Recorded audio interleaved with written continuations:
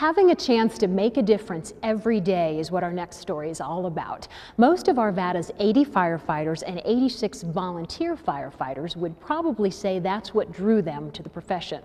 If you've ever wondered what a typical day in the life of a firefighter is like, this story's for you. The typical day at the firehouse is work starts at 7 o'clock. We'll trade information with the crew that came or that we're replacing, make sure that there's any information of equipment that needs to be checked or replaced, any significant calls, anything like that. We'll discuss that with them. After that, the first business of the day is to put our protective gear on the truck, check the apparatus, all the tools. Each apparatus has a daily check, ensures everything's ready for use.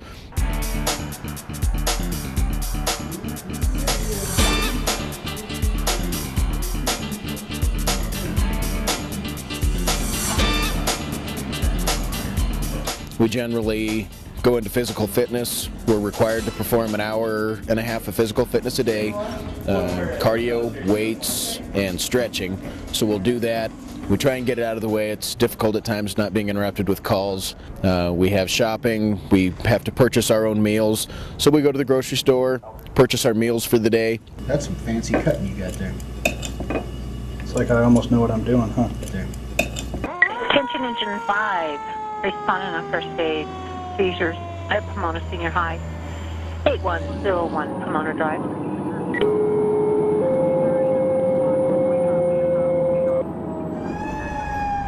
In the state of Colorado, the lights and sirens don't dictate that we have the right-of-way. We're asking for the right-of-way. When we arrive on scene, generally the fire department's responsibility. We respond with Pridemark, our contracted ambulance provider. When we arrive on scene, generally we want to obtain as much information about the patient as we can, any history, medications, any pertinent information on the event that led up to our arrival. We'll usually get an initial set of vital signs and provide that information to the paramedics as they arrive on scene. No, did you? Had a seizure. He's saying it was... Okay, try and hold your arm still for me. Just checking your blood pressure. Then we'll assist with anything else from patient stabilization, starting IVs, and loading the patient for transport to a medical facility. Thanks, Ron.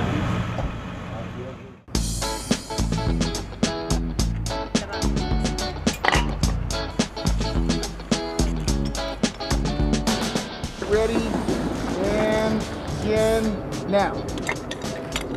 And we try and get some training in the morning. The fire hydrant drill that we did was a drill for the firefighter. She's a relatively new firefighter, and this is one of the skills, it's a core skill that we have on any fire scene. We obviously need to get water to the truck. So to maintain efficiency, we remain proficient in our skills by constantly drilling on all these core skills that we have. So we go and we simulate a fire scene by laying out the fire hose and going through all the steps as if it were an emergency. We have pre-plans, fire inspections, various projects from the chief.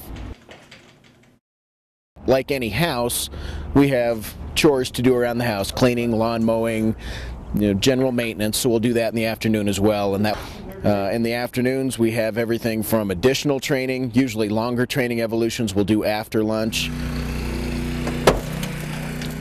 And as with anything, practice makes perfect, so the more we can practice these skills, the more efficient we are on an emergency scene. Stop. Now at this point, because we can see it, I'll probably just have Seth go in there with the cutters and snip that nadir. One of the most common tools that people think of when they think of vehicle accidents are the spreaders, or what people call jaws of life. These spreaders basically open with a force of about 30,000 pounds, so they're able to displace metal. We can open doors that are jammed. It's able to actually lift cars up to 30,000 pounds of pressure, so that's a lot of pressure. And that will take us into the evening, where we'll usually have dinner, and then you mix the emergency calls in with that. Engine 5, respond on a citizen assist, Authority Battalion 3, 5580 West 80 Avenue, Harbor Point Condos. A lot of people have gone to personal medical alarms. Everybody's familiar with the "I've fallen and I can't get up." It's those type of medical alarms, which are very beneficial for anybody with a physical disability, elderly people, those who live alone. And this call turned out to be a false alarm. It was a malfunction of the actual transmitting unit. But we checked, make sure everything was okay. She was in good shape, called the alarm company for her, disabled the unit until a technician could arrive, and we left her to her dinner. We're also called out a lot of times to just general service calls. This particular call was a water leak. A homeowner on the second floor had broken a water heater, causing a water leak and water to drain into the unit below. Basically, our function there is we want to shut the water off to not only prevent damage to property, but to also eliminate the possibility of a hazard. I've been a firefighter for 9 years now. I like the guys that I work with. I like the fact that it's not a desk job. We don't work regular 9 to 5 hours. Every day is a different challenge, new idea. It's a great job.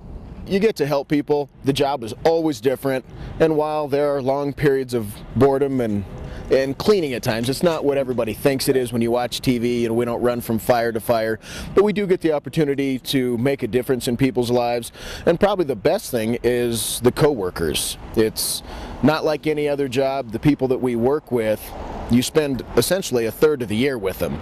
So the bond that you make, the friendships you make, it's like no other job.